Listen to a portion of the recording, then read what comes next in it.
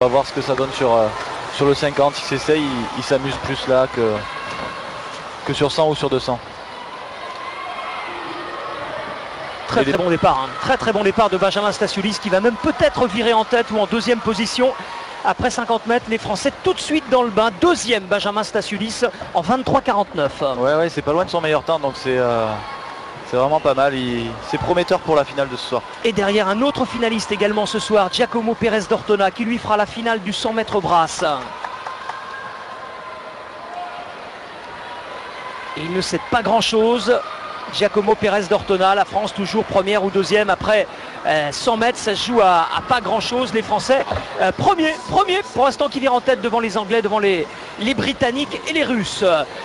En piste pour les Français, Mehdi Metella en papillon. Oh, ça peut promettre sur ce qu'on voit ce matin, Fabien Gillot, une belle place ce soir. Ouais, ce matin on vient de voir déjà 3 Français en forme hein, qui ont fait une très belle première journée. Clément qu'on voit partir maintenant. Équipe de France toujours en tête, Clément Mignon, tout nouveau champion du monde, comme vous à vos côtés hier. Donc non, il y a une réelle carte à jouer ce soir et un podium à faire en rajoutant Florent ce soir au crawl et Clément qui se comporte très bien. Ouais. Même si là les Russes avec Sedov sont en train de revenir très fort et c'est Sedov qui va terminer premier, la France est deuxième.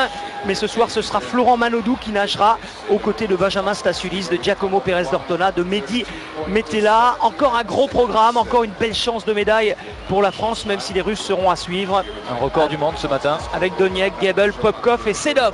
Et un record du monde en 1:32,78 pour les Russes. Sur ce 4x50 mètres nage libre. C'est étonnant de voir des records du monde en série quand même, non? C'est une épreuve qui est très jeune. Ce sont des relais 4 nages qui ont été rajoutés depuis peu de temps sur les championnats du monde. Donc ça manque encore de marque de fabrique. Mais c'est vrai que les temps déjà réalisés ce matin sont des temps très rapides. Et vraiment satisfait de voir l'équipe de France se comporter comme ça rapidement.